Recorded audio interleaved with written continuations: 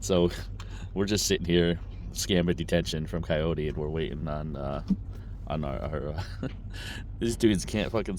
This person parks right in front of our fucking truck. We're about to leave shortly. The security guards told us to fucking get the hell out of here, actually. And we're kind of just sitting here, and they can't slide their fucking tandems. So we're kind of joking around, and then this truck's broke down over here. Or who's the broke down guy? The guy next to us? Tandems, yeah, and Jimmy over here with a safety vest. Is he the one in the busted ass truck next to us? Yeah. We found a truck that's shittier than ours, and this dude's driving it. Old fucking fat James Best over there. So we're jaw jacking. We're trying to like come up with what they're saying, but saying stupid shit like. You're like, oh yeah, I got. Hold on, I can't. Let me bring up the trucker's coach video to figure out how to slide tandems real quick. Nope, that's not it. Hey, let me get the hammer out. Oh, I got a crowbar for you. Hold on. If only they had watched Coach and Stewart's video on how to slide tandems, they wouldn't have needed help with their Volvo with the fucking hood that's obviously been torn off in the past. Big shock, a white Volvo, now a red hooded Volvo. That trailer is older than the one that we have, dude. It was rusted like a motherfucker. And oddly enough, the name of the company is All Pro Logistics. All Pros. Oh, here comes James Best next to me. Oh, big tubby James Best. Finally got out of the basement and went back to work. And then had to be rescued by someone else. Oh, we're so bored. We're just making fun of people at this point. I'm sorry, but hey, Ray's got to get out of here. She went and looked up Ray's to find out that's the company's name. Like, this dude's truck next to us was busted, so they brought somebody else to repower the trailer. He's leaving now. They were jaw jacking over there for a good hour, right? It had to be 20 minutes because it was right after the guy told us to leave. Yeah, the security guard actually took the effort to walk from way the fuck over there to where we're parked out by the street to tell us we have 30 minutes to leave. And I'm like, okay, whatever you say. Collected my $40 an hour detention while I'm sitting here. Oh yeah, so she looked up Ray's Transport out of Warren, Michigan, and that was the company. So like, well, if they lease on trucks like this fucking gem right next to us, it can't be that great of a company. Like, dude, some dude wrote him like 15 one-star reviews, and it said like, oh, don't worry, the contract's great. They take 30% and then steal your escrow money. Like, well, it sounds like a typical fucking YouTube lease purchase. But I mean, seriously, 30%. Holy fuck, dude. It's like you're leasing on the Landstar without any loads. I felt bad taking 10 when I was leasing on trucks, and we brought it down to 8%. We had the lowest YouTube percentage ever. We should lease trucks on again. What do you think? I don't know. A terrible idea, right? Probably. Show up everybody, be like, here, this is how you don't steal from your fucking lease contractors. Be like, well, it could be worse. It could be Race Transport.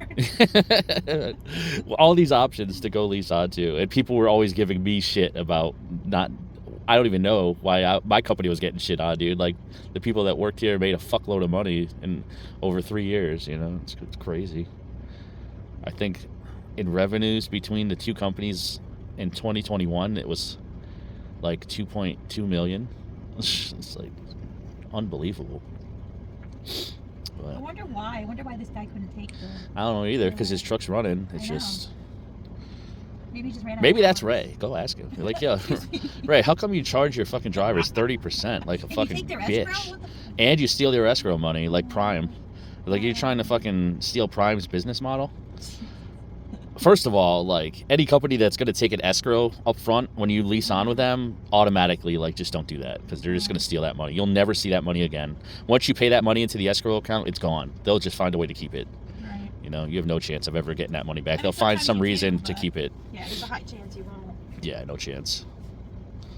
You know, and I felt bad. I had two lease contractors leave, and they were business partners, and I felt bad because at the time when one of them quit and one of them wanted to stay on, one of them owed me close to $20,000.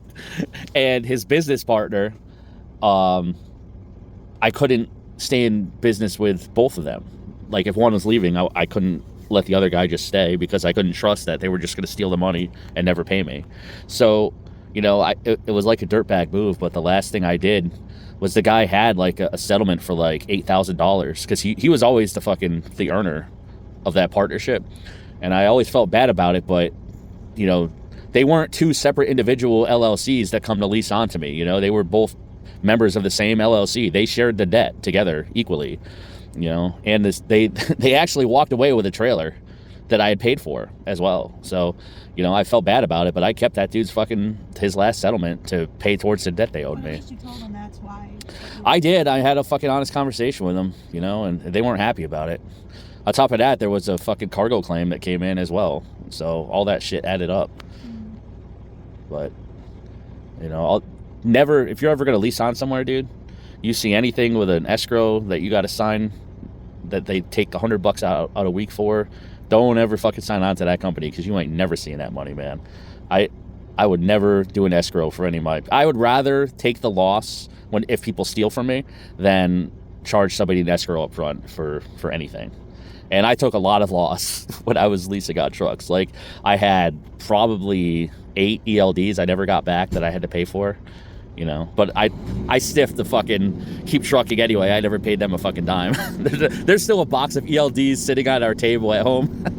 There's like some Samsara ones, and there's a fucking there's a few Keep Truckings there too, I'm sure. You think the outside was bad? I just gotta check the inside because he had the door open and he was doing. Oh, it's a mess. Like, I know you have a little tear there, but he's got leather.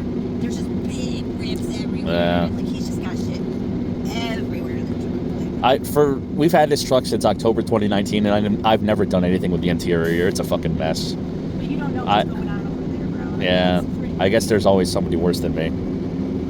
So, very exciting. Exciting times at the Kroger in Romulus, Michigan. I wonder what the bed part looks like. Is it the front seats and everything? Is that crazy? I'm scared to see the bed part. Yeah, I don't know. I don't really want to know. That's James Best in 10 years. Yeah, right? 100 pounds heavier. Can't go to Vegas anymore. Got thrown out of all the casinos. Oh, here he goes. He's taking off finally. Old Tubby James Best is leaving. That's like a mid-90s fucking Freightliner. I wonder what the problem was. I don't know. Makes so many beeping sounds when it leaves. No, that's I know. All right. I'll catch y'all later.